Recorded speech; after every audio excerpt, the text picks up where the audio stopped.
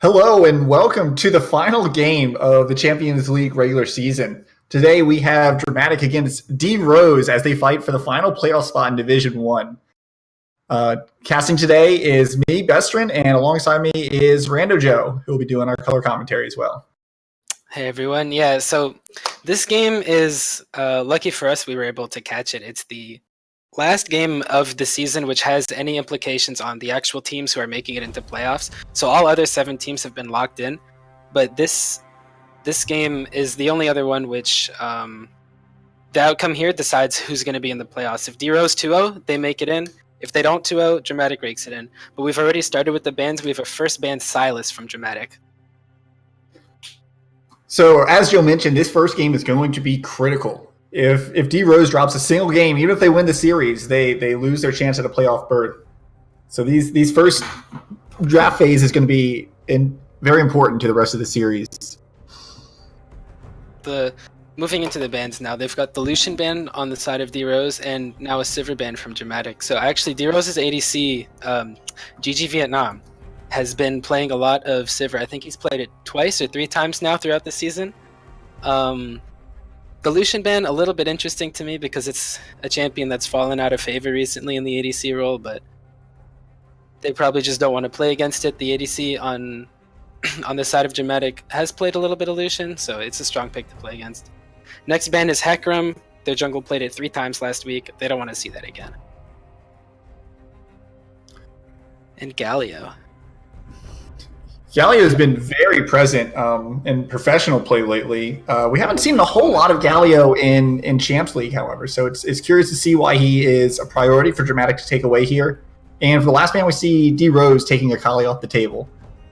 Yeah, so actually both of the solo laners on the side of Dramatik have played a decent bit of Akali, and Dramatik pretty well first pick Instalog Vladimir here. So Vladimir really strong in both top and mid. It can be flexed very well, very easily, depending on the matchup that D-Rose want to bring into it. And they're answering right now with Aatrox and the Braum Hover so far. They've played a lot of Braum throughout the season, and we've seen Meister Chief play Aatrox a few times this season as well. So we'll see what ends up happening. And but the Braum actually becomes a Morgana pick as well. I kind of didn't see that coming, but Morgana is another comfort for the support here. So not too surprising of a pick. Everything's pretty standard so far. Yeah, not only a comfort, it's a takeaway from Dramatik as well, since their support plays Morgana a lot. And into it, they pick the Karma. I can only assume that's going to be Karma support. It's got a pretty good matchup into Morgana, because you can speed yourself up and dodge the Q, and she'll outpoke the Morgana shield a lot of the time. Yeah, that along with the order and the pick draft means it's pretty likely support, especially since their Dramatik's top and mid are known for being big carry players. You don't expect them on a Karma. Yeah, so that looks like it's their bot lane picked up there with the Karma Kaisa. Which D-Rose is going to answer with the Varus as well. So coming into this next ban phase, you can expect to see some junglers. Probably going to be high priority as the next pick. And mid lane still on the table for D-Rose. And a flex pick for Dramatik, so it's unsure who D-Rose needs to target with this next ban phase. Yeah, we'll have to see. Dramatik was hovering Jarvan to ban before deciding to ban Galio. So we'll see if they end up wanting to ban that still and keep that away from D-Rose. But D-Rose first banned the Olaf here. It's been seen a couple times from Dramatik, but I'm not too sure about the Olaf ban, to be honest. I think it might just be something that they don't really want to play against. Kassadin is being taken away from D-Rose, and now Irelia being taken away from Dramatik. So Irelia, good solo laner, would be a decent pick with the Vladimir. They can double flex those lanes and just pick whichever matchup they want, so D-Rose does not want anything to do with that. We'll see what the last ban from Dramatik here is, with the time whittling down. Ooh, so Rek'Sai is taken away. I was going to say that's been a big comfort pick for Nile Mars in the jungle, and we are going to see him pick up J4 in response, which I think is a nice pick into Vladimir, because after 6, he's one of the few junglers that actually has a pretty good time of caging in Vladimir, Karma. These champions that don't have true dashes or blinks to escape from his combo and his Cataclysm, of course. Yeah, and even against the Kaisa, it's not too bad. It would force her to use the ultimate to get out of the Jarvan Cataclysm, which will just it leaves Aatrox the ability to chase her down without Kaisa being able to ultimate away from his knockups. And then the Kha'Zix is picked into the Jarvan. Kha'Zix has kind of been a rising pick lately with the changes to the jungle. You've seen fewer level 2 junglers like Jarvan and Zhao, and instead you're starting to see the resurgence of these level 3 junglers like Kha'Zix and Elise. So I'm interested to see how this jungle matchup pans out and where the priority is going to be for these two junglers as we see Ryze picked up for the side of Dramatik. Yeah, with Ryze being locked in there for Dramatik. Firstly, we see that Ryze and Vlad can both go top and mid, so we'll have to see what they're going to decide to pick those into.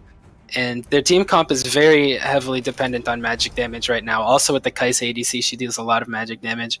And as the last pick, D-Rose decided to take Syndra. So I think they're expecting to see the Ryze mid here. You don't generally want to pick Syndra into Vladimir just because the pool completely counters her ultimate. But a solid mage to round out the composition there. I'd like to point out Dramatik's forethought in taking away this Kassadin, because we know that's been a big pick for D-Rose here, and to kind of eliminate that big magic damage sponge early in that second draft phase. Maybe a little bit of a tell for who they were trying to pick up here, but well done kind of rounding out that comp and denying that big counter pick in the mid lane. Thinking about that even more, the Galio is effectively the same thing with how well he scales with magic resist. He would also be a really strong pick that they wouldn't want to play against. So solid, good picking ban here from Dramatik. They're deciding to take away things that are going to counter their team comp. Absolutely. Overall, yeah, so I think I expect to see the Vladimir top and the Aatrox, Vladimir top into the Aatrox, and the Ryze into the Syndra. Both solid lanes, and I think just overall they're going to be able to hopefully help out that Kha'Zix in the level 3 and get jungle control. So Dramatik was able to beat D-Rose 2-1 in their first match of the season. D-Rose here needs a 2-0 to survive and move on to the Champion League playoffs. Let's see if this comp is going to do it. It's definitely, it's standard. It's not very surprising. So it's going to be hopefully a good series. Hopefully these two teams can keep it competitive and give us a good showing for our last regular season game. Yeah, actually, and going into this one, I actually prefer the D-Rose comp a little bit more. It feels a lot more well-rounded with their damage, because Aatrox does a lot of attack damage. Varus does a lot of mixed damage, and you're getting tankiness and some damage from the Jarvan. He did go Electrocute instead of the Conqueror that we've been seeing sometimes. So look for him to be dealing a bunch of AD, at least in the early game. And then they have the Syndra, who's doing the bulk of their magic damage on the team. Whereas on the side of Dramatik, you have a lot more magic damage, and the attack damage is very heavily focused onto the Kha'Zix until the Kai'Sa gets her 3rd and 4th item with the Infinity Edge, depending on how she decides to build. Absolutely. And trying to kind of identify the priority for these two junglers who are going to dictate the pace of the early game. You're going to expect Jarvan to be the strong level 2 jungler looking for early ganks, early pressure. And Kha'Zix just kind of has to, despite being, an assassin type, just kind of needs to ward off these ganks and keep his laners safe, because that Vlad and Ryze are going to be scary if they make it the late game unkilled. Oh yeah, they're not going to want to see any of those late game threats. Both of those champions can easily just take over a game once they get past the 30-35 minute mark. So hopefully D-Rose is going to be able to handle that. Early on right now, we're just going to see pretty standard 5-point. I don't think either team really wants to do too much in the level 1. Right. The Morgana is a little bit of a threat, but a lot of times, and you see this in Game 3 and Game 5 situations, there's so much on the line, these teams are going to play it safe. Yeah, absolutely. And D-Rose will, like we've mentioned, we're going to keep mentioning it because it's pretty important. The D-Rose team cannot drop a game here if they're looking to make it into the playoffs. So this is, every game for them is do or die to continue on in the league, and they don't seem to want to do anything too risky early on. I think interesting enough, there was a true flex pick with the Ryze and the Kassadin, and Dramatik here is able to opt into that Vladimir mid, which you said is a pretty good pick into the Syndra, and I have to agree with you, just being able to totally negate her ultimate if played properly. Oh, so they are playing, and you mentioned that, I just realized that, yeah, they are playing the Vladimir into the Syndra. The scoreboard had it flipped for me, but yeah, it's definitely the better lane assignments than having the Ryze mid. The Syndra would want to lane into the Ryze, although it's not amazing. She will be able to do a lot more pressure onto the Vladimir, where Vlad can just heal up on pretty well anything that Syndra does to poke him out, and it's not going to be effective. But into the And then for the Aatrox matchup, the Aatrox is not going to have a fun time playing against this Ryze. With the extra range and the root, and he'll just be able to keep Aatrox at bay and probably down a good amount of CS unless Aatrox can get some early ganks and get things going. Absolutely. And the way this season has kind of panned out for D-Rose, Meister Chief has been their go-to carry in a lot of their games. And Niles, the jungler, is going to have to make a real effort to keep Meister up and able to compete with this Ryze, because if that Aatrox gets behind and D-Rose doesn't have somebody else popping off, they're gonna struggle a little without that staple in the top lane. Right, and even to go against that, if he's able to get the Aatrox going, Aatrox is going to be able to super heavily take over a game on his own. If we remember the World Finals, where I think it was the finals, it was sometime in Worlds where the Shy just destroyed the entire team with this one Aatrox combo, and with an Aatrox that's ahead, pretty well no team is going to be able to fight against that.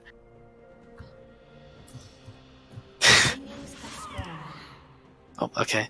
So we see the first damage going down onto the Vlad here. Yeah, just a little bit of mid lane footsies is all. So let's see.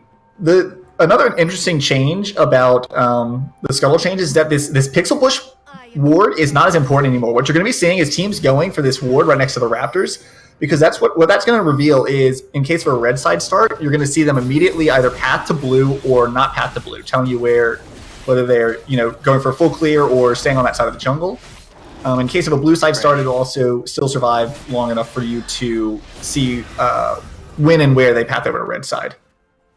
Right, and so with that being said, we'll see that Kha'Zix is going down to take his Krugs and do the full clear, where instead Jarvan is going to take his Raptors.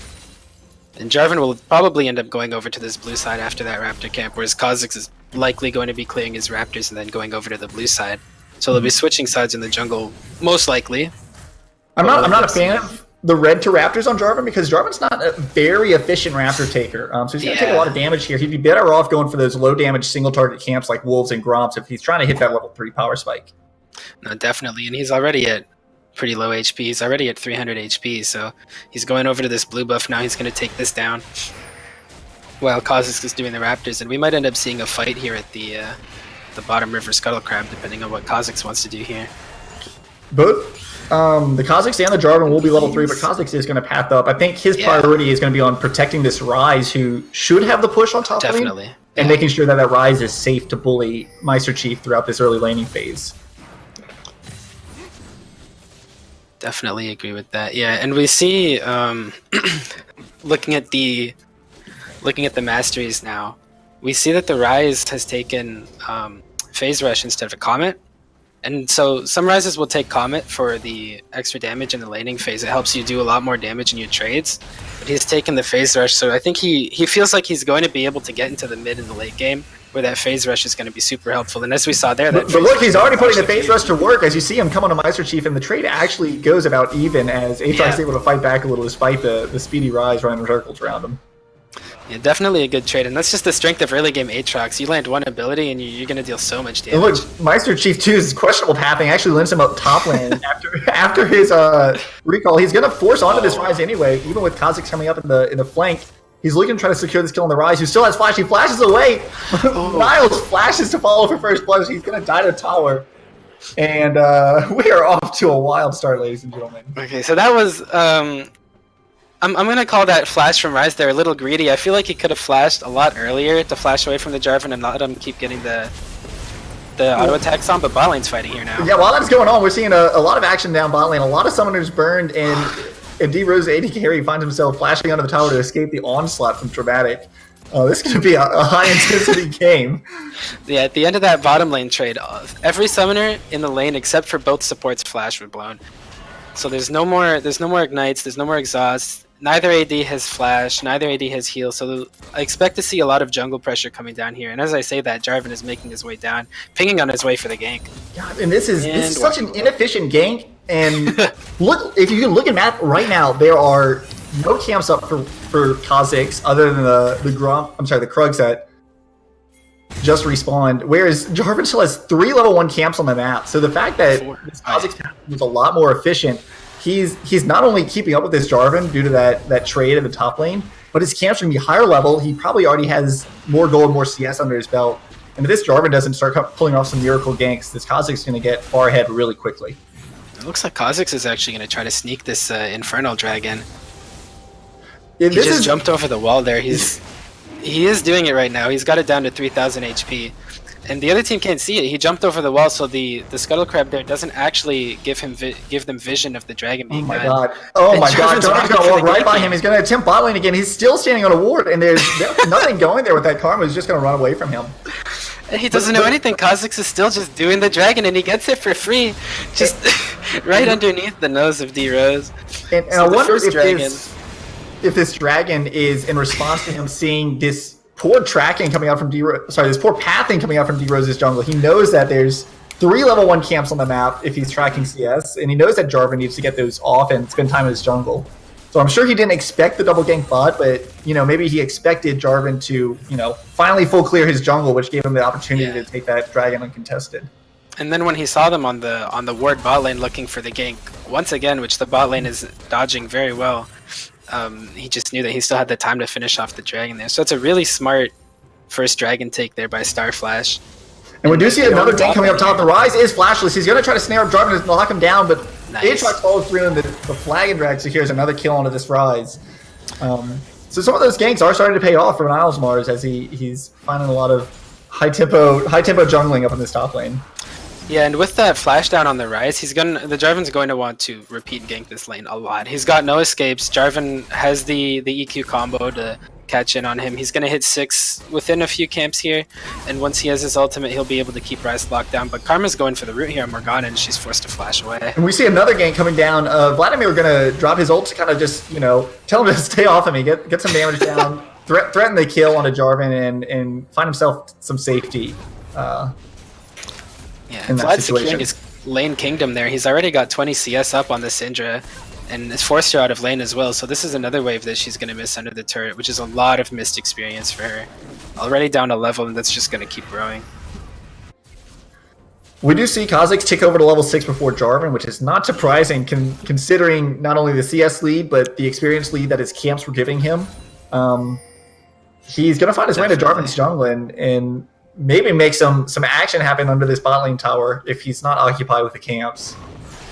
Yeah, I think he had just cleared. There was a ward in the tribe bush there. I think he might have just cleared it and is now going to steal the Gromp here and look to steal this blue buff, but Jarvan wants it, so maybe we'll see a fight here. But Kha'Zix is 6, so I think he's going to want to take this. Yeah, this is dangerous with that mid lane Vladimir recalling back to base, and you see he's going to be pushed off of it. He gets his smite steal. Here's the blue buff. Jarvan jumps onto the Kha'Zix. They're looking for a fight here as D-Rose's bot lane is here to follow up. Yeah, but Kha'Zix is trapped in the jungle here. He's got to find his way out. There's a Vladimir coming in. The Syndra's getting a first kill onto Kai'Sa. And Dramatik's trying to close in and extend this fight a little bit more, but without their AD carry, they don't have a whole lot of damage left after that Syndra ult's been blown as well. Yeah, so they just end up... They take the 1-for-1. The Kha'Zix does end up getting out. So that's good for him. He was able to get the blue buff and get out, making the Jarvan fall a lot more behind. Although it was at the cost of the Kai'Sa. She did end up going down to the Syndra roam. Who, like and big damage coming on to coming onto Black Rose in the top lane. Kind of got caught with that tower shot as well as the Aatrox damage all at the same time. Chunked him. That root there, I think the Aatrox was about to try to dash in onto Black Rose there and get the third knockup, but he rooted the Aatrox in time to stop him, and I think that may have ended up killing him, so it's a good thing that his root was still up there. Absolutely. His flash is back up now, though, so he's got that extra layer of safety. Mm-hmm. So Dramatik is kind of controlling the CS and the gold in this game. D-Rose, of course, being a little more proactive with their ganks. But here we go. A trade onto the mid lane between Vladimir and Syndra. Is he going to develop anything more? Syndra's still without an ultimate. Vladimir's probably aware of that, so he's going to back off there. But not much threat to him in that case.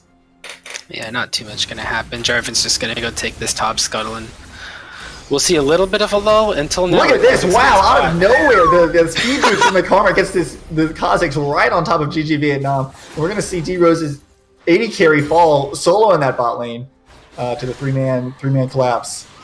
And more action in the mid lane as Jarvan here to answer the engage by Vladimir. Vladimir thought he could get a kill onto the Syndra, and he actually escapes using his pull and his flash. So while Dramatik is chipping away at this bot tower, EMZ Shady is surviving in the mid lane and thwarting another gank. Yeah, definitely. If you noticed, free Wi-Fi on the Morgana ended up roaming in after the Varus died from bot lane. So Kha'Zix just stayed bottom, and they ended up taking 3 plates off of that turret, which is a lot of gold for them. Kha'Zix now has the 200 gold bounty and is up 700 gold on the Jarvan. The next straight to spawn is going to be a Cloud Drake, and after showing top, this Jarvan's kind of put his team at a disadvantage. This should be another easy Drake for Dramatik. They take that route. If they prioritize that over the tower is another question, but Jarvan not in the right position to contest this dragon at the moment. Even if he was in the right position, I'm not sure they're strong enough to contest it at this point anymore. I think Kha'Zix is just going to walk in, take it for free. Yeah, at least Jarvan gets some top ganks, not ganks, but camps rather. Yep, he's going to take those camps as consolation. If he's aware of the dragon, he could start up the Rift Herald here with his mid lane pushed in, but with Aatrox returning from base, probably not the best idea, so he's going to continue to farm here in his own jungle. Yeah, Ryze coming down into the river there makes taking that Rift Herald a little bit too dangerous for him. Look, we have another gank. That Nimbus Cloak is so effective when Kha'Zix just runs in their stealth. He's forcing Exo Torlife to flash away from another scary gank from the Kha'Zix in this mid game. Yeah, and that's really good for them. The Syndra not having flash is going to will make her really susceptible to more ganks once the Kha'Zix ultimate comes back up. Not having an escape and getting attacked from 2 different angles by the Kha'Zix and the Vladimir is going to be really hard for her to survive.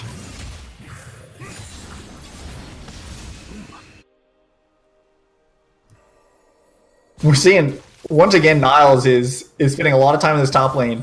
And I think this just revolves around Meister Chief being such a staple in their success in this season. He knows he needs to get that top lane rolling. He needs to keep this Ryze susceptible to Aatrox, and to do that, he's giving his top laner this protection and always being a constant threat to Black Rose in the top lane.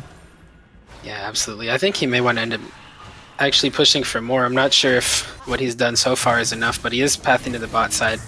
Probably looking to defend his bottom lane. I think it looks like he may think that the Kha'Zix is going for a gank here. This bottom turret has only 1 plate left for them, so it's going to be a point for Dramatik. They're going to want to come and take this turret down really soon. We see six players in the bot lane. There's teleport advantage for D Rose, and the engage is going to be going for Karma. Varus responds with his ultimate.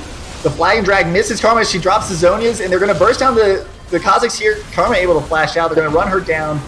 Morgana flashes away from the last touch damage. She's going to escape. Ultimate's flying everywhere. Flash is flying everywhere. Nilemar's going to escape again. Karma looking for the re-engage on the Varus. I think he's going to pick up any more kills. There's nobody else coming into the lanes. And more trades going down. 2 more kills for Dramatik. 1 for D-Rose. And that's a 2 for 2, my friends. No teleports. Actually, the teleport from Meister Chief stopped by Black Rose. I missed that during the fight. Yeah, there was a teleport channel there, but Black Rose must have rooted him on that. There was no flash burnt or anything. And Syndra. Exo Torlife able to get away from that mid lane. No warnings given to this Karma as Syndra able to pick up her 2nd kill of the match. Yeah, so just I want to point out in the fight that happened earlier, we saw the Kai'Sa ultimate away from the Jarvan, forcing him to use his dash, and then flashed out of the dash.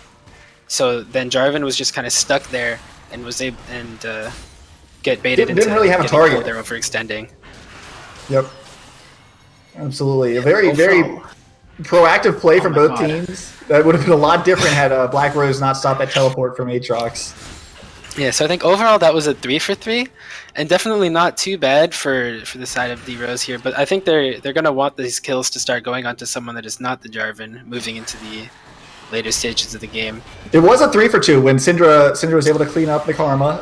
No kills were given in return. So small advantage to D-Rose. We see Vladimir dropping the ultimate, and more flashes. Oh my gosh. Star flashes all over this mid lane. That Nimbus Cloak ultimate combo is disgusting. It was really putting in work onto. He also had an ultimate. He had a Karma R empowered shield, so he was even faster with the move speed from the bush and his ultimate. And free Wi-Fi walking into a dark bush and Karma waiting there for him. GG Vietnam's going to run. His tower falls, and there's no hope left for him. Oh no. Oh man, that's so unfortunate. The Karma and the Kha'Zix 2-man death squad, it looks like here, just running together. They go to gank mid, they get the kill, they run down, tower dive the bot lane, they get the bot lane tower, the first kill, and the double kill onto the bot lane. Meister Chief 2 looking for retribution in the top lane. Black Rose looking to teleport out. Is he going to Knocked out of his ultimate. He is not. He gets out. Good avoids there, bringing them to safety with that Realm Warp. And good thing he was able to dodge the crowd control. No consolation kills for D-Rose after their bot lane falls with their tower. He wasn't even able to blow the flash on the Rise, unfortunately. So, looking here to get this Rift Herald. Hopefully, that's going to be enough of a consolation prize. If they're able to get it. Dramatik has actually brought their bottom lane up on the top side now that they've taken the bottom lane turret. And we'll probably be looking to push in onto this Rift Herald here and not let them take it for free. Maybe? We see Starflash kind of approaching the pit. He's probably aware of what's going on. Is Meister Chief going to be able to secure it? This is risky now because both flashes are up and Dramatik with a big advantage. They're actually able to scare Meister Chief off of... And it's not. It's secured by Starflash, not stolen by Meister Chief. Yeah, it was... Stuck in the back of the pit, but he's going to get out to safety. Yeah, definitely close there, but good play overall by Dramatik. They recognized that the Rift Herald was going to be the one thing that D-Rose had left to be able to take on that side of the map. So they bring up all their people, they bring their bot lane, their mid lane gets the roam up. Although Exoturlife was waiting, it's a Vladimir. He can just pull away any of the last damage that was after the stun. So Shelly here is going to assist Dramatik in taking down the mid tower. Big stomach from Torlife. Are they going to look for an engage here? Meister Chief jumping forward, not going to lock on to any of the Dramatik members, so they're going to get out safely as Shelly does a little more damage to the second tower. Yeah, definitely really good for them to get the second. And look at that damage, Starflash. He's all alone, 1v4. He gets the kill, gets away. This man is on a rampage. Oh man, that is not okay. Poor Morgana. And the just flash kill. Look at that. The snipe from nice. GGV at 9. He's actually going to pick up the kill on Black Rose, who had to flash away from tower just a minute before. So a 4v4 as this Baron play is about to be set up by Dramatik. Cloud Drake on the table, not the most important, but D-Rose is looking to see if this is an opportunity to get him back in the game. Master Chief pops the Aatrox ultimate. They're looking for a fight. He needs to get a takedown. Big flash engage. Look at the huge. Look at the damage coming down from that Vladimir. And Dramatik is just shredding D-Rose. They have one member alive. Meister Chief running for his life. He's going to look to pick up the kill on Bolt, but the Karma support is going to run him down. The Ignite going to secure the kill. Running away now, and with that secure on the Meister Chief, that is 4 for 0 over this dragon fight, and Dramatik has to be happy with that. Yeah, Vladimir with his finished Spellbinder, he was able to get his Flash Spellbinder powered ultimate down onto 3 members of D-Rose there, and just completely wipe the entire backline of the team with Kha'Zix coming in from the bottom side of the river, and just completely destroy their hopes of trying to get that dragon back from them.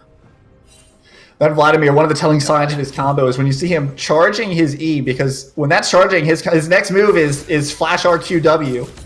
So it's an unusual sign to watch out for. It's not what you expect, like an Amumu waiting in the flanks or a Sejuani dashing in. It's a weird sign to look out for, but when he's charging that E with his one charge of Q and power, that means it's time to back up. It's in the first person he hits, disaster again.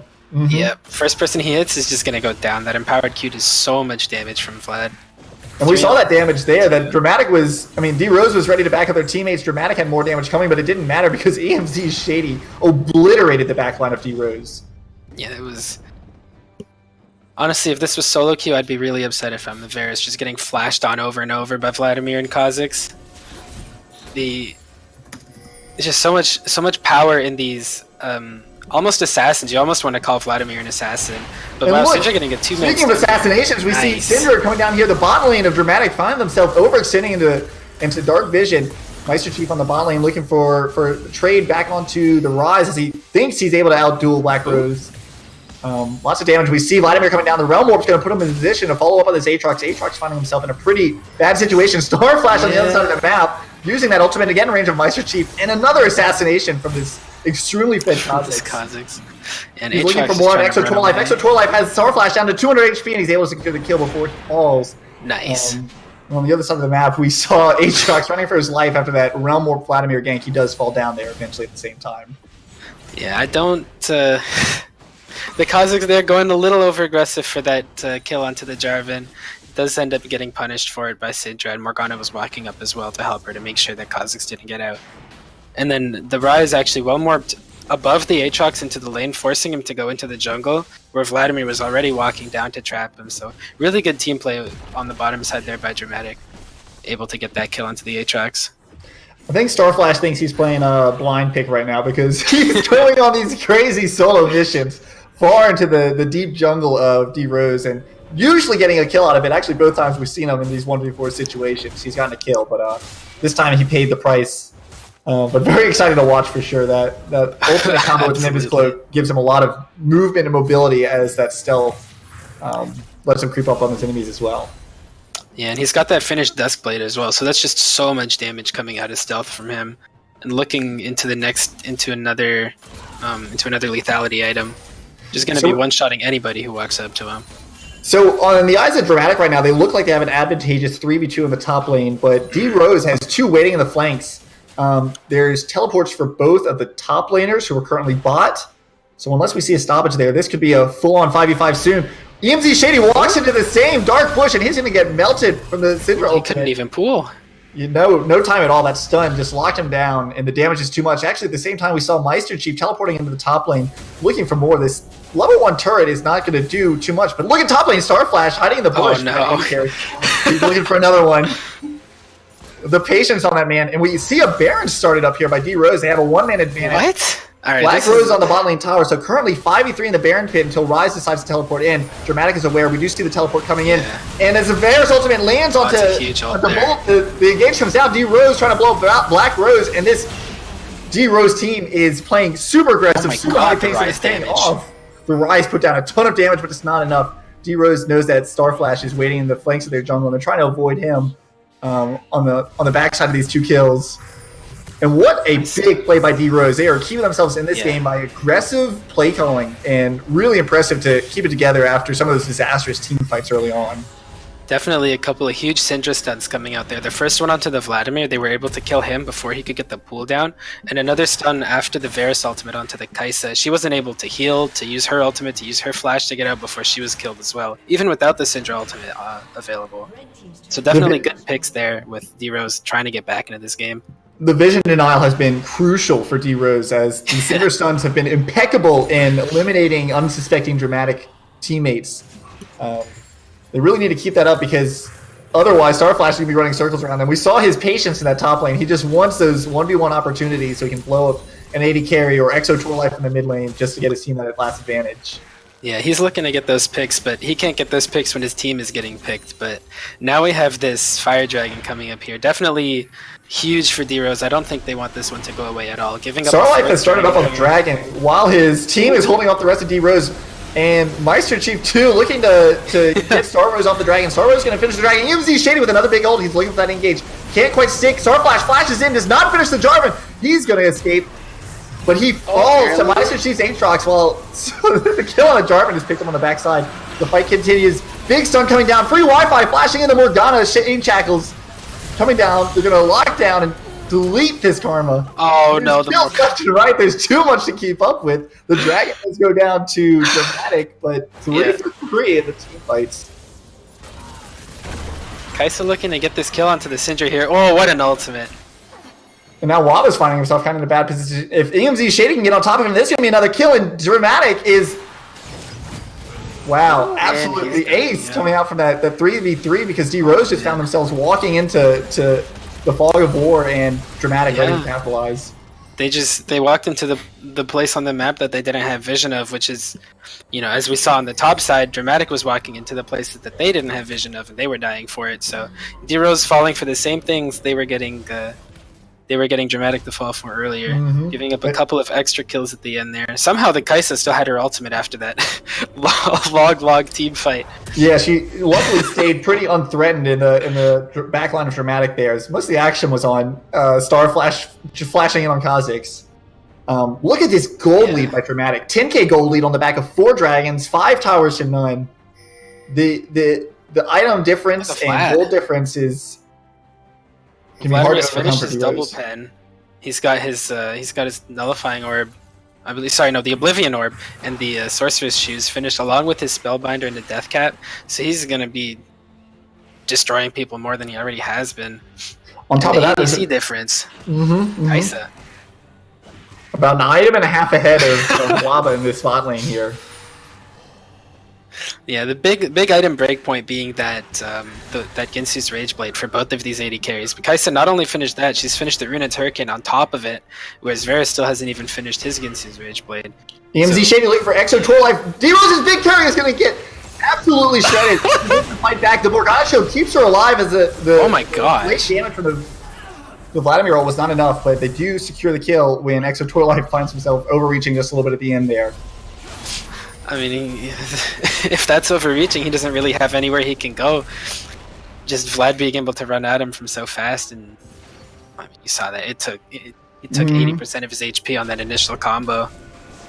That was a huge another pick here. Black Rose Rise able to get that Rune Prison onto D Rose. They're not going to find any kills as they're trying to set up this dragon here, or the Baron here with the 5v4 advantage. They really need to pressure this and hopefully end this game out soon before they fall for more of D Rose's tricks. And like you're saying, they want to end this game soon, so fastest way to end the game is to get a Baron. And the Baron is being melted. Meister Chief going in for the steal. He does not. It is secured by Starflash. Aatrox blown up on the end of the Baron pit, and Dre Rose is forced to run for their life. The Realm Warp coming in. 5 minutes of the Realm Warp. They're going to collapse on the D Rose. Meister Chief going to fall down here. Free Wi-Fi to fall next. Starflash is dealing out so much damage.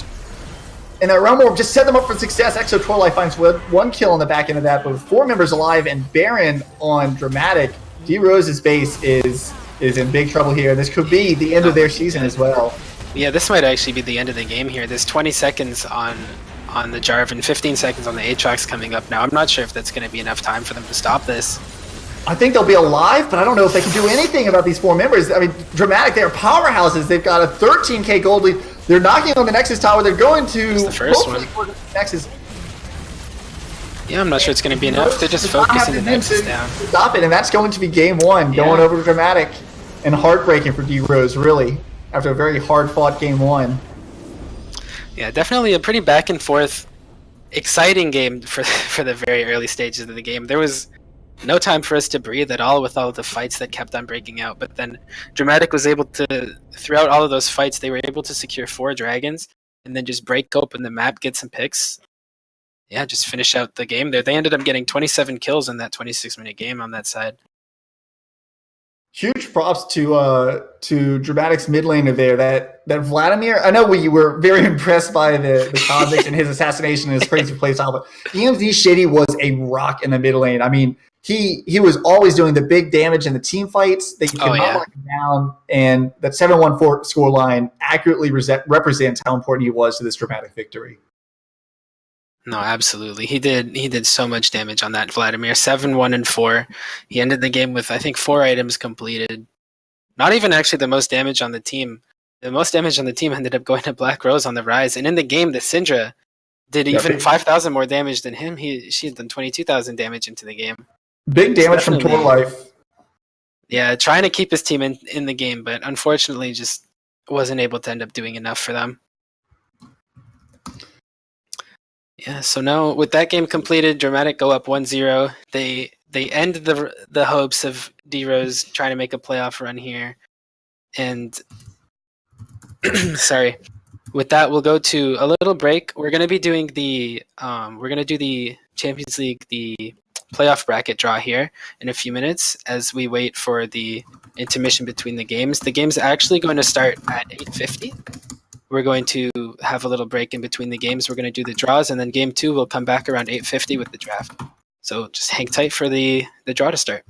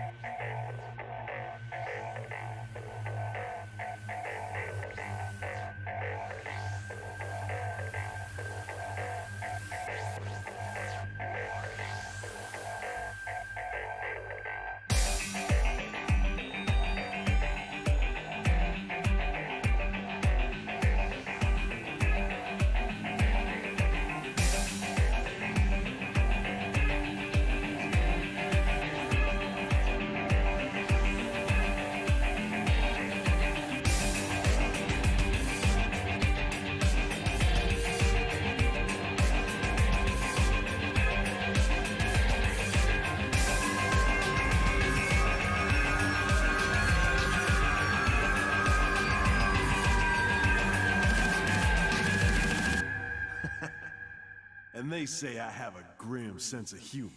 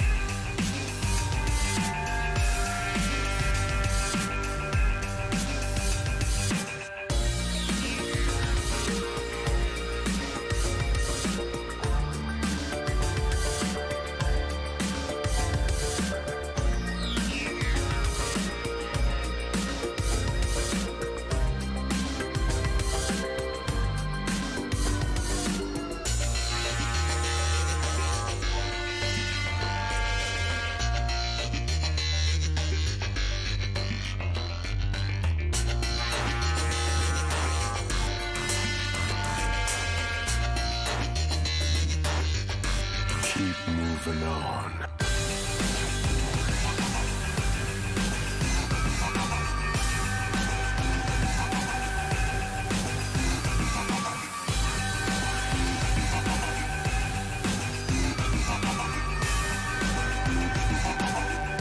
Keep moving on.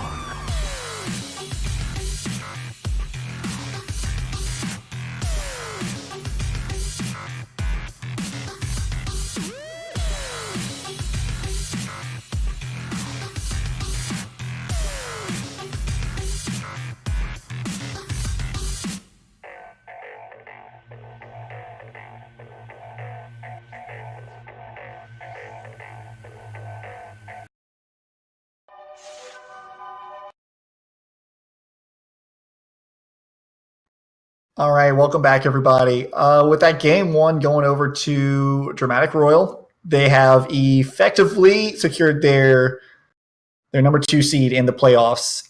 D Rose was eliminated with that game loss. So we're going to go ahead and do the Champions League draw. And just to explain how things are going to go here, we have the first place seeds and the second place seeds shown here with their division. We have our bracket in the blue to the right. What we're going to do, we're going to randomly distribute the 4 first seeds into the bracket, and after that, we're going to lock that location. Then we're going to randomly distribute the second place seeds, and if the bracket falls so that no same division teams are in the same half, we're going to keep it. If there's any sort of conflict, we're going to redo it and just kind of repeat that a few times so we get a bracket that'll work out well. So I'm going to go ahead and start with the first place seeds. We're going to do a random algorithm, and you'll see the randomization pop up here. Whatever comes out the highest, we're going to put as first seed, second highest, second seed, third highest, third seed, fourth highest, fourth seed, etc. So first is going to be chosen at the very top of the bracket. You can see, ooh, that wasn't supposed to happen. Shit. All right. Can you... I didn't want it to change. Shit. Oh, you know what? I can undo. Can I? No, I can't. All right. I need to lock these. I randomized it again. Okay. All I remember was that chosen was first. So we're going to keep it like this. I need to save these values. Let's see if it'll let me do that so they don't change anymore.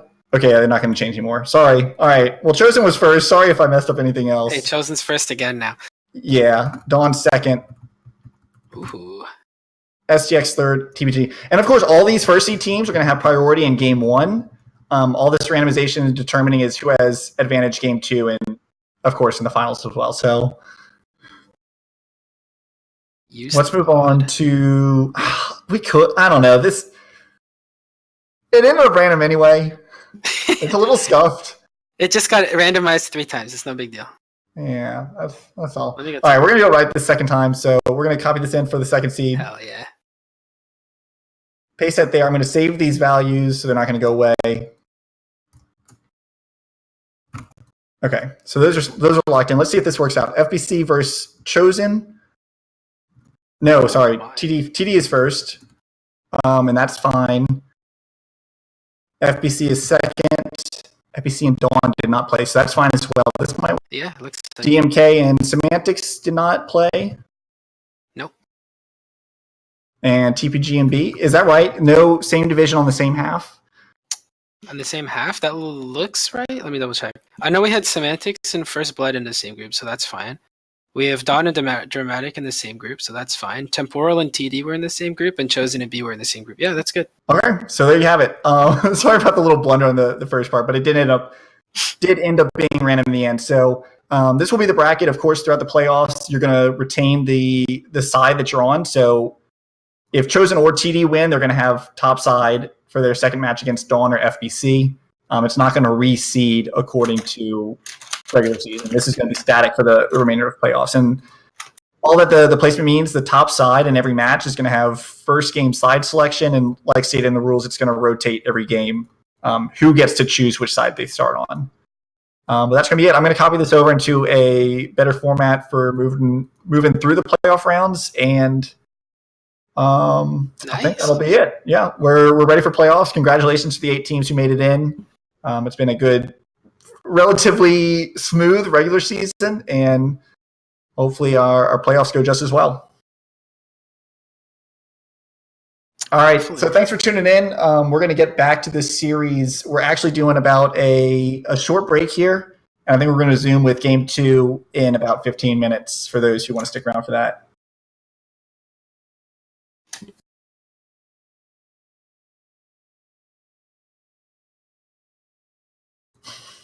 Whoops! I even remembered that when I was setting it up because I tested it a couple times and I forgot about it when I got here. That's okay.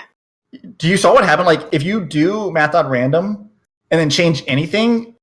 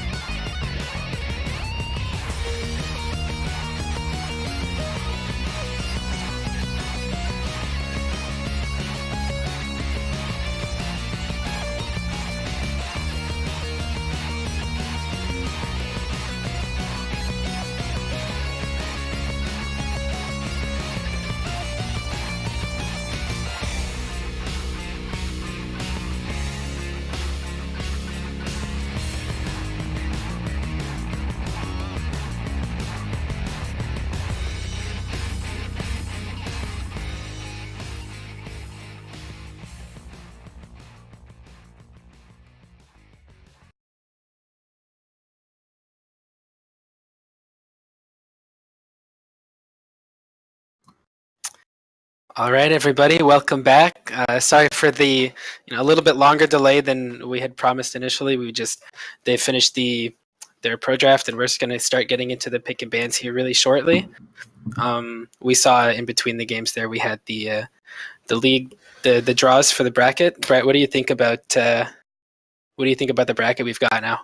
Well, I think just about everybody was hoping for to see Chosen and Dawn on opposite sides of the brackets because those two teams look damn good in the regular season. They're the only undefeated teams. They are the two undefeated teams. Unfortunately, they're on the same side of the bracket. They could possibly meet in semifinals. So hopefully some other teams step up and give us some really good games leading into the later stages of the playoffs.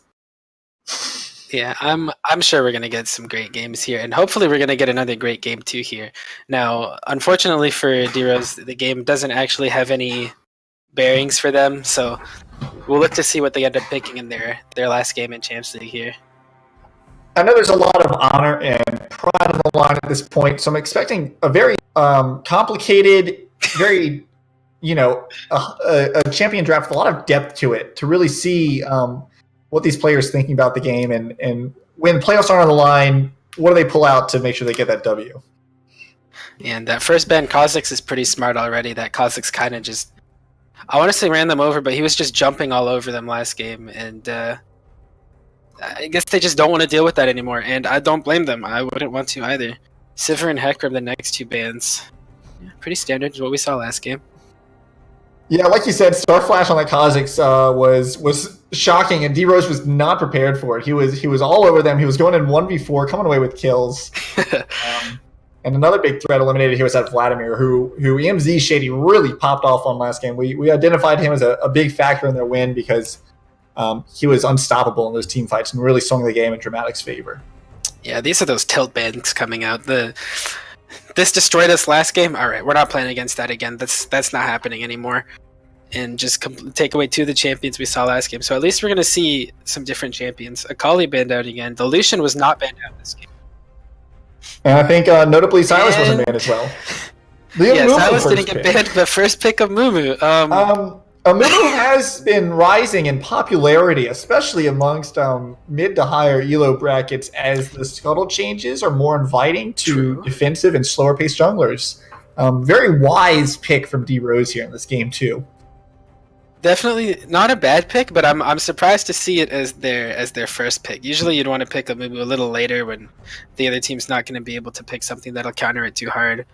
And Dramatik here respond with the Zyra Kanya, the classic duo bot lane. They don't want D-Rose to have that because a Mumu with Zyra Khan is actually a really, really strong combination. And with D-Rose picking up another tank here in the Ornn, already a very bulky front line, especially if this Amumu builds tank as they typically... Oh, this Amumu is not building tank. There's no way. Typically, they're going to start to pick up some damage here with the Pike, which typically would be a support. And in this very crucial game, too, I imagine we're not going to see any wild picks out of D-Rose. Right, and, well, you say that it's going to be a support, but maybe semi-spoilers for those who haven't watched MSI. There was a Pike top played in MSI, so who knows? Maybe they've pulled some inspiration from our brothers playing in the MSI, and but they have the Ornn, so you don't know. Those actually could be flexed. Ornn support does exist. Well, Caps also Pike mid lane has been seen before, but we see Dramatik here able to pick up the Galio that was banned from him last game. Very, very wise to kind of identify what D-Rose was afraid of and capitalize on it by picking up in this game too. Yeah, and you notice that they've got the Rakan already. So Galio normally picked in the support role, but here's going to be probably a solo lane Galio. I've heard some people talk about jungle Galio, but it's the less likely of the two. It's probably going to be solo lane. Actually, Meister Chief has played some Galio throughout the season here, so we'll likely see him pick it up for, I believe, the top lane he's playing right now.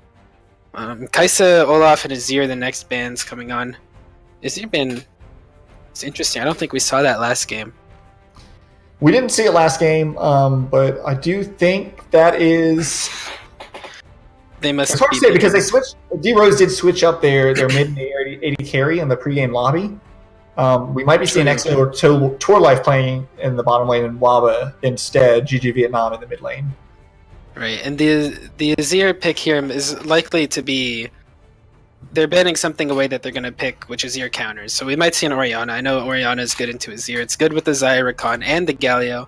Put the Galio top lane. They'd have a ton of team fight engage, but it's Karthus. Karthus jungle. Karthus makes sense as a jungle. Yeah. I think it's very scary in combination with the Galio. Karthus kind of wants a team fight to revolve around him. Galio's going to do a good job of locking in D-Rose and kind of keeping that fight central to Karthus's high damage output.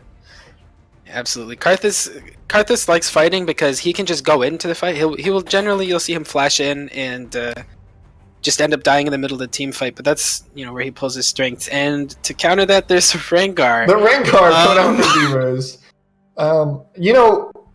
Is that bot lane? I think that's Rengar Pyke bot lane. Well, and Lee Sin to finish the oh my god. Okay, well this is the least standard thing I've ever seen. Well, it's a very crucial game too. So yes, crucial. Okay, all right. I'm gonna put. Let's see. Well, let's see what ends up getting locked in here. It's Alawi. So Galio mid, Karthus jungle. Or Rakan mid, Galio support. Really understands the gravity of this. Yeah, game two. Before we get into the D-Rose team comp, let's look at Dramatik. There's a lot more. I want to say standard, but it's got an Alawi and the Galio mid. But it's a lot more standard in that they've got the Zyra combat lane, they've got the Karthus jungle, they have a team fighting based composition with all of their AOE R buttons, where if every single one of them smashes R in a team fight, they're likely to win it because everyone will just die. So they have a very nice, well-rounded team fight, and Alawi can just 1v3 in the side lane whenever she wants to. Yeah. On the other side. On the other side. All right. Here's. I'm gonna guess here. What I think is happening is I think it's Ornn top, Amumu jungle. Either. Oh. I'm thinking it could be Lee Sin mid. It could be Pyke mid. Although I don't know how well Pyke mid would do into Galio. Though I don't know how well Lee Sin would do into Galio. I think Rengar bot lane is 100% happening. Rengar bot lane is actually super cheesy pick. Rengar Pyke? Rengar Pyke? I think it'll be Rengar Lee Pyke. Sin mid? Yeah. Rengar Pyke. Yeah. And then Lee Sin mid. It has to be. That's just the kill lane, right? Like Rengar ADC with Pyke support. And I mean, you say Pyke support, but Pyke builds lethality as we all know, and love to play against. And yeah, I think they're just going to want to go all in and kill absolutely everybody they get the chance to. Interesting. So, I mean, we'll see what happens here as we get into the loading.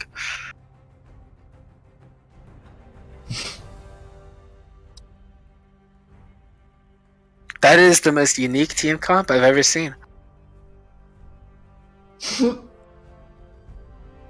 Wait, Amumu doesn't have smite.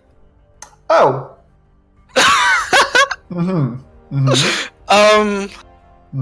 Okay, so it's Lee Sin jungle.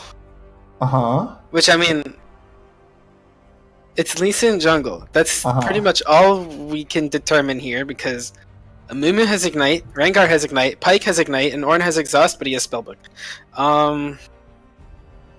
So Pyke middle lane? I think it's still gonna be Rengar Pyke bottom lane. Honestly, God, I just hope they go into lanes at this point. I mean, we just have to wait for the 5-point, and well, actually, they probably won't 5-point with this. They're probably gonna run in as a 5-point. Yeah, they're going in. You already know. Yeah, they're going in. So we gotta wait for like 2 minutes to see where they actually end up going.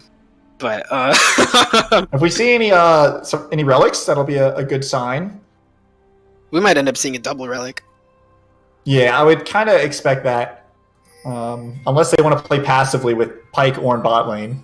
I think that would be a mistake. So we do see. All right. Yep. Maybe they are playing passive, but Pyke and Ornn are the ones with the relic shields. So Both teams looking for aggressive invades early on. Definitely not going to be playing back in this critical game 2 of our final Champions League regular season match that affects the playoffs.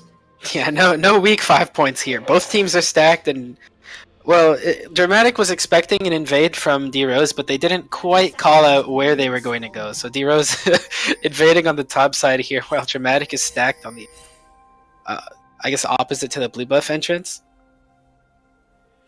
So we can at least say with the double relic shield that it's probably going to be Pyke Ornn bot lane, which leaves Rengar top. It's got to be Rengar top. It's got to be Rengar top. Rengar mid would be so troll. There's no bushes for him to use.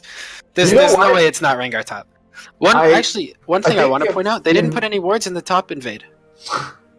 They kind of just went in there. Oh my god, Dramatik is invading. So they go in for the invade on the red buff here with 10 seconds left before it spawns, but and they're gonna sit there, and this is exactly what they want. Free Wi-Fi is gonna walk the a huge thought. Only one was needed as first blood onto free Wi-Fi there. One is gonna be the first one down. Oh my god, what is this early game? D-Rose does not want to let this go. They're gonna stick around against the 4 members crowning their red buff.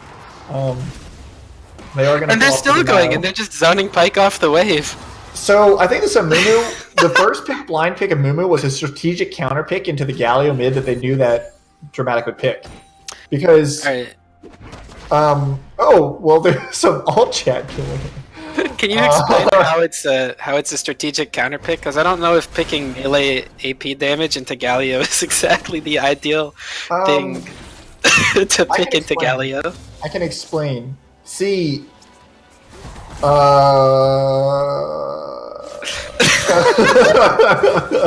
yeah, exactly. That's exactly how I feel. Don't worry about it. All right. Well, Amumu's already getting his. Look at this. Wait, out of that lane. Lee Sin started his bonus ready. He's actually going to go for the dive on EMZ Shady. They're going to get the dive, and they do end up with the kill. Meister Chi Is he going to go down? Trying to survive. He does survive. They get away with a very well played level 1 gank or level 2 gank. All right. Both teams going for some level 1 cheese here. The Alawi was still level 1 underneath the turret, so Lee Sin was able to take. He went up and took the red buff and then went the gank here. But another fight here. We're going to see the level 2 bot lane of Dramatik trying to take down the Ornn Pyke of D-Rose. They're actually struggling against this level 1 duo. God with the back. All right, yeah. So just a nice little skirmish there. They pulled. Oh, and Amumu's getting engaged on here. Okay. Oh my God! He got the kill of a Soak. What? Okay, so I knew it. The blind pick of Mumu was the counter pick of Galio. Karthus with a strategic he got a in the bot lane. A flash forward from 4 to 4 not found for Khan. Not quite. Okay, so to full recap, the camera panned down to bottom lane where Xayah got a kill on the Karthus gank onto the Ornn. Or onto the Pyke rather. And then Amumu, who had 100 HP or so, did end up killing the Galio, who had like 4 times his health. Somehow, I wish I could know, but yeah, I guess it's the your strategic counter pick coming into effect here. So we see another gank opportunity here as Waba and Nilmar is collapsing in on Alawi, who's kind of overextended without any vision. They're looking for the kill. She does have some stalled again, and that's another set of kills going for the D-Rose top and jungle duo. Man, I'm so glad they're nerfing Conqueror. Watching Alawi heal like that is.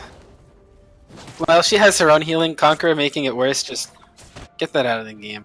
Nice play there by D-Rose. More fighting in mid lane. As we know, Amumu and Galio are both mid laners who like to fight a lot and not really scale into the late game, as they're both early game heavy junglers who need to earn kills in order to become effective mid lane champions. Well, I feel like Galio has a little more effectiveness than Amumu if he ends up falling behind here in the lane. But Galio going in on the Amumu, at least with the save, and he keeps him alive with the gank onto the engaged mid lane. This Lee Sin is putting in work, and D-Rose is building up a bit of a gold lead early on in this game with this less than convenient team. Nice knock up there. Very going in for a trade, but not going to end up into more than just Xayah auto-attacking them more than they could auto-attack the Xayah. I'd like to note Karthus' position while Lee Sin is pushing down mid lane. Some very very interesting jungle paths going on. As this game is a little bit unpredictable, you might say. I'm not sure. This might be one of those Korean strats. Karthus is definitely getting the most of Lee Sin killing his mid laner by going into Lee Sin's jungle and taking his camps. So at least they're, at least mid laner's death is not totally gone to waste. And you see once it counter jumping off. You already see Nilmars again in the top lane. Waba again in the top lane looking for more action here onto the Alawi, which is going to be a very susceptible target for a long time without that flash. Yeah, so GG Vietnam is well known from how many seasons ago now? I think 3 seasons of Champions League. Oh yeah. Waba and Meister Chief too, friend of Meister Chief, is Nilmars. They've all been playing together for a long time, these guys. So you'll hear us switching back and forth between those names. I think anything is better than saying Meister Chief and Meister Chief too. Absolutely. So at least we need to make sure we know who we're talking about. But Waba going in here for the gank, lands the Q onto the Alawi, but is not going to get much off of it. Yeah, definitely noticed it's not worth it. Luckily he didn't, because Starflash was waiting in the flanks, ready to collapse on any sort of dive coming down. Good positioning by him on protecting his top lane. That's been under constant fire from this jungler. Yeah. One thing to notice, the Alawi's died twice, but actually still has more levels than the Rengar here. She's hit level 6 and Rengar is still level 5. Wow, Rengar's got 2 kills onto her. So that's, I guess, just showing how strong Alawi is in lane. Even Rengar, notable cheese top laner, is not able to contest it, even with a slight lead right now. The double Doran's blade. Oof. At least Amumu and Galio stopped fighting, right? I think this is the part of the game where they kind of have to scale up, and right before they both have an Abyssal Mask that negates one another out. So we just get that top lane wet noodle tank fest, but in the mid lane this time. And Lee, once again, Alawi finds herself overextended once again without vision. Of course, this time prepared with the ultimate, as well as the Leap of Faith ultimate. See if she can fight back this time with the 2 collapsing. Lee Sin, of course, level 5 does not have the ultimate. The huge damage, able to eliminate the Alawi. But Alawi, in her dying breath, does 80% of GG Vietnam's health in one blow. The card assault! Oh, poor Requiem Mumu. comes down and turns an almost advantageous mid lane play into disaster for D-Rose. Yeah, Mumu, once again, that genius counter pick, winning that 1v1 against the Galio, but then the Karthus Requiem comes down from the jungle, and that gank where you don't really have to be there to gank, but you still kill the enemy mid, is the really strong part of Karthus jungle, the really annoying part. We saw another fight from the nice bottom lane. stun. Excellent pull after the huge flash gets that stun onto both bot laners of Dramatik. And Starflash is already here in the flanks. Once again in the realm of D-Rose's jungle, ready to collapse. A clean 2v2 goes sour as Karthus shows up out of the blue side of the jungle. It took me a solid 3 seconds to realize that was Karthus and not Lee Sin ganking there. And it may have done the same thing might have happened to the Pyke and the Ornn there as they get flanked from their own side of the jungle there. Another good gank though by the Karthus, being able to pick up 2 more kills and 2 more Dark Harvest stacks.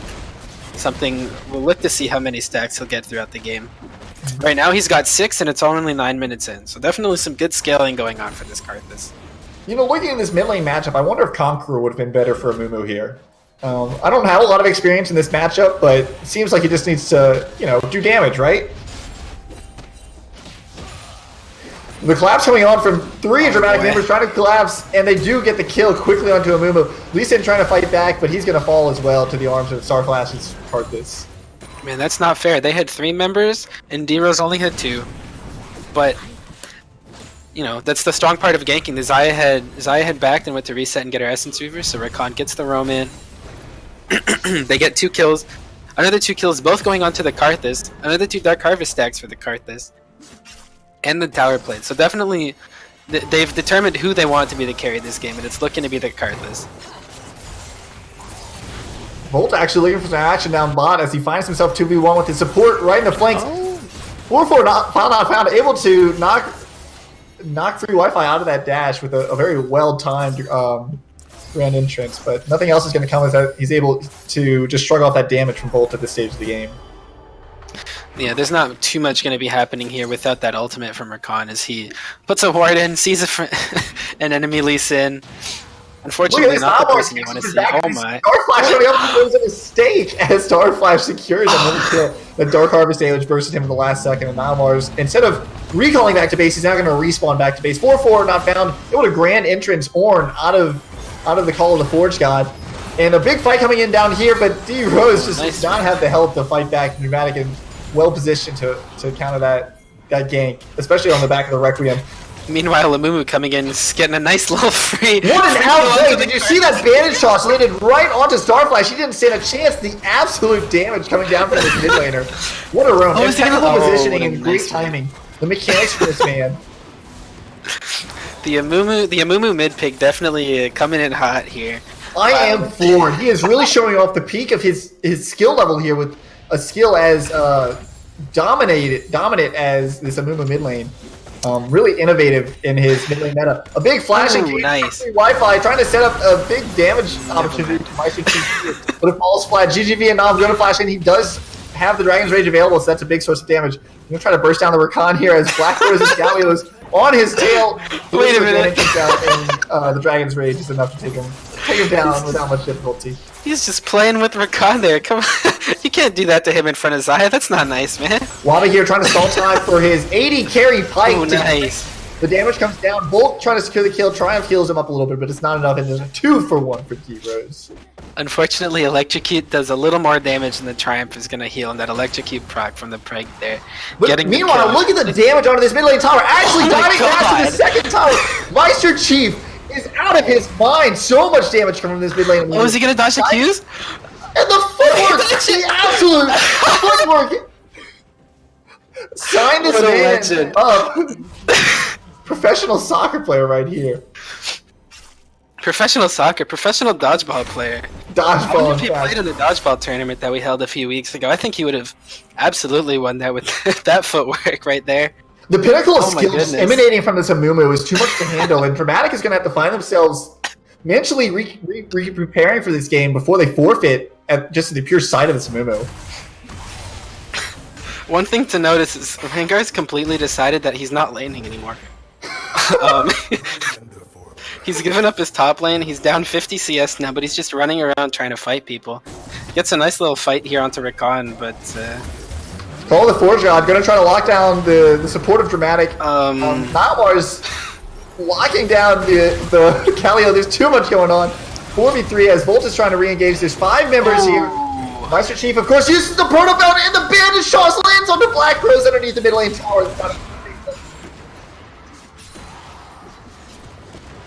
Man, he can't get hit by Karthus Qs. He just dodged like 4 in a row right there. That's disgusting. Unfortunately for Meister Chief, jump over the wall. That Curse of the Sad Mummy had been on cooldown from that the outplay on the Karthus earlier. His outplay, but we're gonna call him Mumu Ultimate now. Oh my god! What that is. The targeting required to land that ultimate onto multiple members. I mean, just the frame perfect execution of this Amumu just continues to blow me away. I agree 100%. I wonder if Lee Sin's gonna have that Lee syndrome here, but smart for him, he doesn't. He actually might have been able to one-shot the Rakan there with an auto attack and a kick, but I think the ability to not follow up on that Q really highlights D-Rose's mental in this matchup. And if they can really just hang on and outscale mentally, I think they're gonna have a good chance against Dramatik here. MZ Shady thinking he's still playing Vladimir, looking for the solo kill. With the biggest one of D-Rose, Meister Chief gets it. Oh no! He's waited. His team does not follow him up. The Amumu was in perfect position, and he goes down low because his team does not trust the skill and damage. From oh my gosh, that's from half HP that Karthus ultimate. Disappointing D-Rose does not follow up on the Amumu. A big flash from Black Rose, actually able to secure the kill onto the marksman Pike of D-Rose. And the Infernal Drake. Infernal Drake secured on the back of D-Rose ignoring their star mid laner. Honestly disappointing there. They kind of just left that Amumu there to die when he's trying to carry his team. Yeah, unfortunately he wasn't able to get his Curse of the Sad Mummy off there, and I think the team was waiting for that. The Rengar had just popped his ultimate.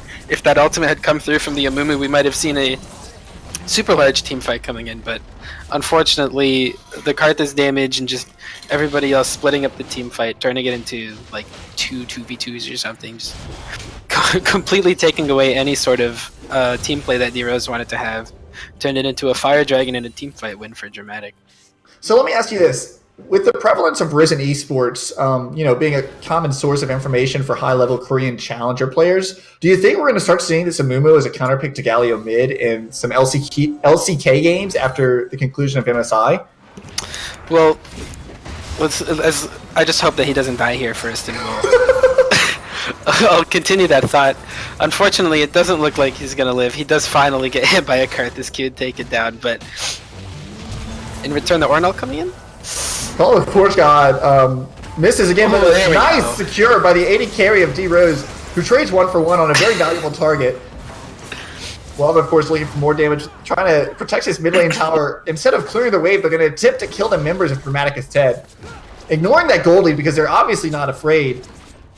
An engage opportunity comes in again. Engage opportunity again for Waba. He lands. Here we go with the Rengar ultimate. The thrill of the hunt is popped, looking for the Rakan, who's low health.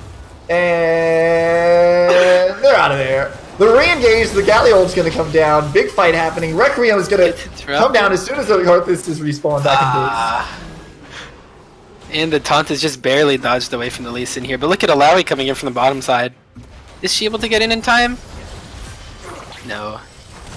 And Pyke was in. Shady takes the tower. Oh my god! Oh, the bandage on the moves from Meister Chief as Amumu is on a rampage!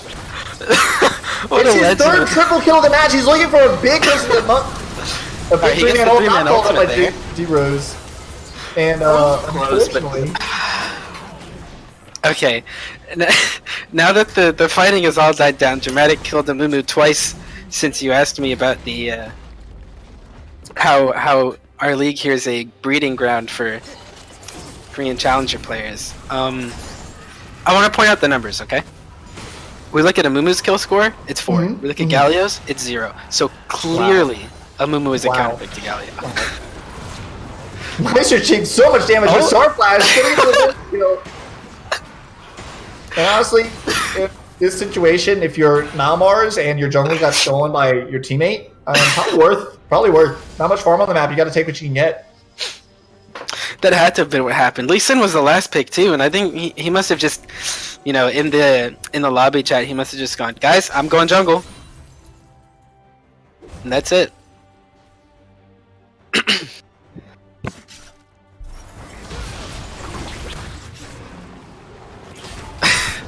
So, alright, once this fight is going on here, we'll nearly get the ultimate down. Call the Force God misses once again, and a big re-engage from free Wi-Fi. He's looking for the crowd control on the D-Rose, but they'll take the 1 kill and leave. There's Herald on the table as we've not eclipsed the 20-minute mark, which honestly would be a big relief for Dramatik because this Amumu is just going to become scarier and scarier as the game goes on. And he's in that prime Frank. Out for D-Rose. Exo Torlife, without his support nearby, he's going to be in some trouble. He doesn't have to beat down the Alawi. Alawi misses that last kill. Pulled back in under tower range, but she's going to go big damage onto D-Rose. And Z Shady's trying to be the 1v5 king. And he somehow manages to take down the mid laner of D-Rose. Man, I can't believe the Amumu went down there. He was... Oh no, that nice snipe from the Galio onto the Ornn. But... You hit a minion! Oh my god, there's fighting everywhere. They're still going. Pyke stunning up Rakan here. Rakan gets the dodge. D-Rose marksman with the solo kill over Rakan. And... Oh, is he really... Wait, he's just... Oh my god. Oh, he just spawned the Rift Herald underneath the turret. Man, they have no respect. I thought D-Rose was winning the mental game, but Dramatik seemed to have taken it back with some of the BM they're pulling off here. Honestly, being abandoned by his team 3 times, I don't blame Meister Chief for losing some of his mental. I mean, it's really hard to carry on a Mumu mid lane when your team won't cooperate. But another kill is going to come down for D-Rose. Definitely agree. Trying to funnel the gold away from the Mumu for some reason. I'm not sure why they're not leaving the kills for him, being the only real carry opportunity on this team. The marksman for D-Rose looking for pick. He does snag ball. They're going to try to lock him down. The Sonic Wave hits, and a big ult from their marksman. But it's not enough. Ult turns it around with the recall. Oh, and my flush. Oh, he couldn't get it off. Meister Chief, a big threat here. He Q's out. He's incredible. Just the absolute awareness and the mental it takes to be, so aware of your surroundings at any moment. He's trying to get a solo kill, but he falls to the support. Not without hitting that last bandage. Call of the Forge God. It hits! He lands! Call of the Forge God! They're going to land a kill on the Vault! He falls down as the teleport for Dramatik's channeled NMZ shitty cleans up, but the Call of the Forge God hits! And the support for D-Rose showing why he's made it so far in the Champions League. That might have been the third Orange Ultimate that hit all game this game, but we see Dramatik closing in on the turrets here. Dramatik able to ignore the towers because D-Rose's star mid laner is actually not able to fight back at the moment. He's CC'd under the fountain, and CC'd under the fountain, so this Mumu is not really a big factor in defending these towers.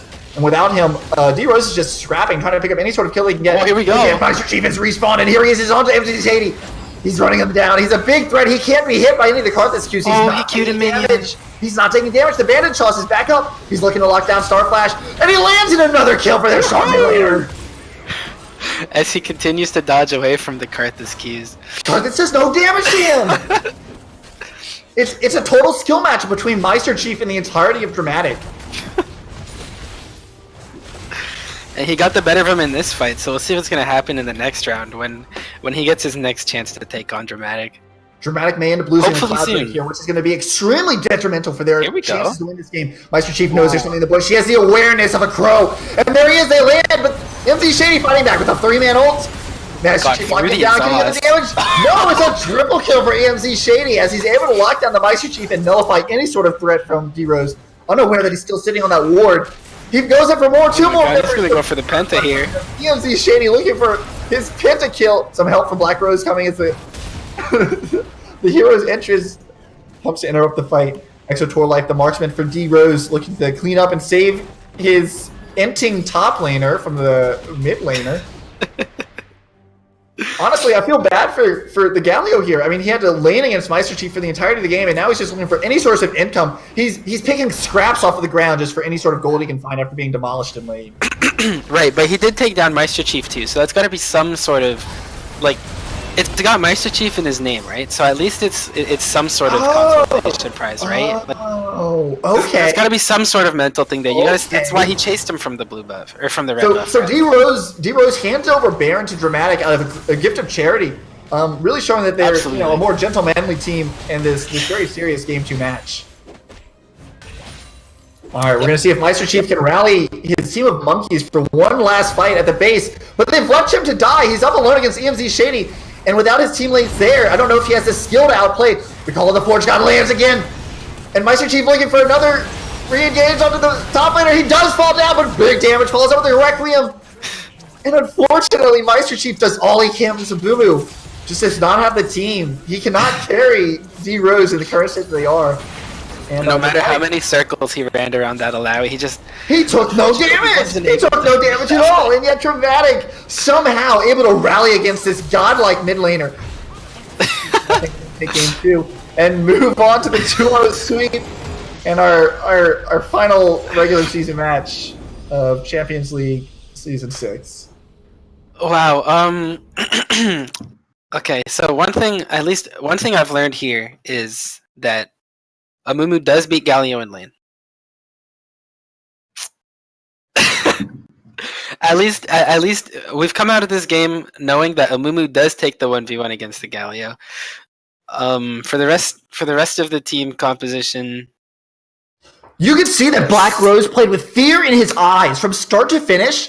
The impact that Amumu left him utterly useless for the rest of the game. He just didn't have the mental to carry on. I mean, lucky for him, his team was able to rally about it and kind of gang up and bully him, which wasn't really fair. But Meister Chief really struck fear into the heart of his opponents. He did the most damage on his team. You could see the Amumu damage coming in.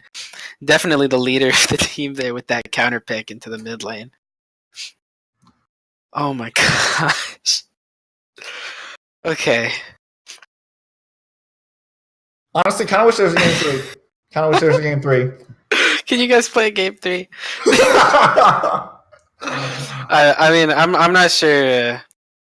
I'm not sure D-Rose have the mental left in them after what Dramatik did at the end. If I was Meister Chief, I would leave his team right now. Meister Chief deserves better. He should be on a team with TF Blade, Mid Beast, and Core JJ.